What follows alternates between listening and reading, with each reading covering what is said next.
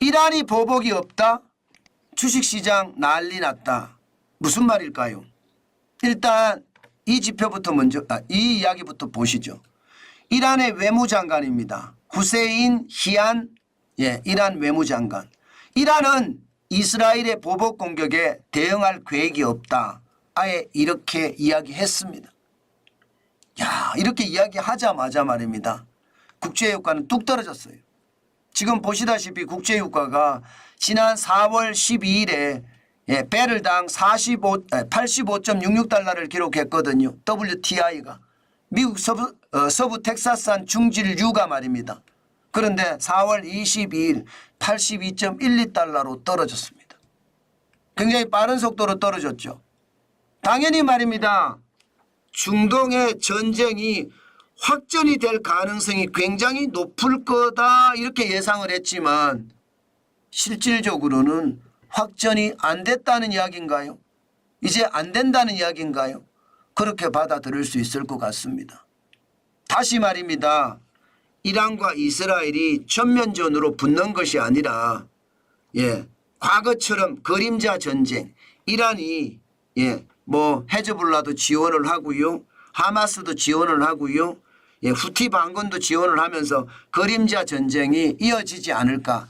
그 정도로 예상을 합니다. 그러니까 국제유가가 진짜 와르르 떨어졌죠. 국제유가까지 떨어지니까요. 반도체, 엔비디아가 폭락했다가 지금 굉장히 많이 올라갔습니다.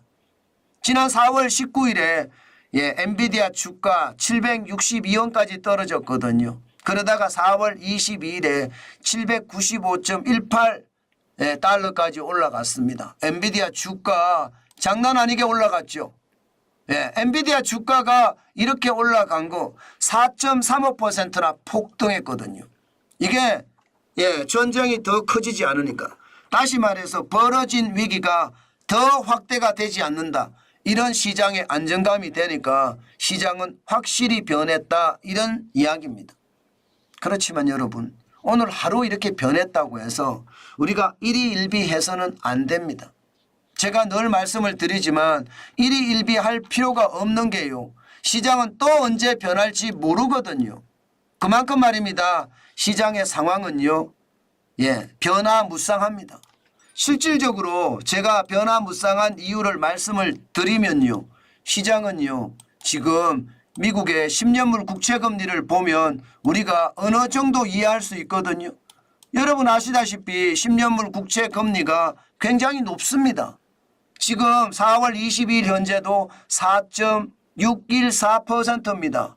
적지 않습니다. 최근 20년간 국채금리가 2.9%예요. 굉장히 높은 숫자입니다. 작년 10월 19일에 4.990%보다는 낮지만 여전히 4.6% 수준 이러다가 5%도 올라간다는 이야기 나오거든요. 그런 것을 감안을 해보면 이게 일희일비할 필요는 없습니다. 이게 말입니다. 엔비디아 주가가 오늘은 4% 5% 올라갔다. 지난번에 고점 대비해서 19.8% 떨어졌다. 너무 일희일비하지 마시고 전체 추세선을 봐가면서 시장을 봐야 되겠다. 제가 그렇게 말씀드리고 싶습니다.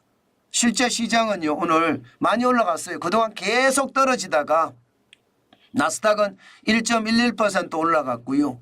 169.3이 올라서 15,451.31로 마감했습니다. 기술주 중심의 나스닥이 올라갔다는 건 어떻게 생각하면 시장이 좀 이제 안정을 찾아간다 이렇게 이야기할 수도 있나요? S&P 500 지수 다시 5,000을 회복했습니다. 0.87이 올라서 43.37이 올랐거든요. 대형주 중심의 S&P 500이 5,010.60으로 마감을 했습니다. 0.87이 올란 거죠. 그러니까 이게 이란 외무부 장관의 한마디가 시장을 들었다 놨다 들었다 놨다 했다는 뜻이에요. 여기에 다우산업지수도 0.67이 올랐습니다. 253.58이 올라서 말입니다. 다시 38,000을 회복했습니다. 38,239.98로 마감했습니다. 전체적으로는요. 현재 벌어진 위기, 이스라엘과 이란, 이란과 이스라엘의 전면전은 이제 뒤로 보류됐다? 뭐 그렇게 이해하시는 게 좋을 것 같아요. 전쟁의 위험이 그만큼 줄어드니까 금융시장도 지금 훅 하고 뛰어올랐다는 뜻입니다. 저는 그만큼 말입니다. 전쟁의 위험이 약하게 됐으니 시장에는 그만큼 새로운 일이 벌어졌다. 뭐 이렇게 생각하면 틀리지 않습니다. 그렇지만 다시 한번 제가 말씀을 드리지만요. 시장은 끝난 게 아닙니다. 미국 10년물 국채금리가 안 떨어졌어요. 여전히 말입니다. 4.6%대를 기록하고 있습니다. 이런 것을 보면 여전히 미국의 금리 인하는요. 금방 다가올 것 같지는 않아요. 6월에 금리 인하 없다. 7월에 금리 인하 없다. 그러면 9월에 금리 인하, 지금 현재까지는 시장에서는 9월에 금리 인하입니다. 그렇지만 시장 일각에서는요. 9월에도 못할 거다. 이런 예측도 나오거든요. 경기가 잘 돌아가는데 금리 인하할 필요가 없거든요. 경기가 잘 돌아갈 때 금리 인하를 하면 인플레이션만 더 자극하는 그런 결과를 가져올 수 있으니까 저는 시장 진짜로 조심하셔야 된다고 봅니다. 이게 뭔가 전형적인 스타일이 없습니다. 뭔가 비정상적인 스타일이 계속 나오고 있기 때문에 투자는요.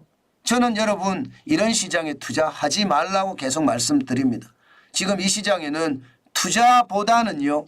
내 생업에 더 열중을 하면서 현금을 쌓아가자는 이야기 저는 지금도 하고 있고요. 그게 지금 현재 우리가 선택할 수 있는 아주 좋은 방법이 아닐까 저는 그렇게 생각합니다. 오늘도 테슬라 보겠습니다. 오늘 테슬라 더 빠졌습니다. 142.05달러까지 테슬라가 빠졌습니다. 이게 2023년 1월 3일에 108.10달러 기록한 적이 있는데 갈 가능성 굉장히 높죠. 만약에 그렇게 간다면 저도 테슬라 주식을 한 주 정도는 가져야 되겠다.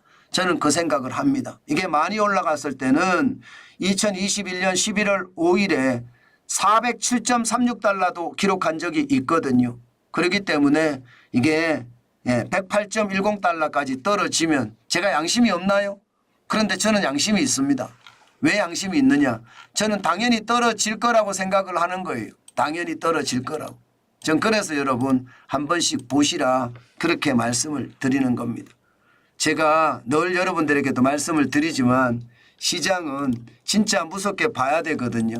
그런데 무섭게 시장을 보다 보면 더 좋은 일들이 항상 많이 생깁니다.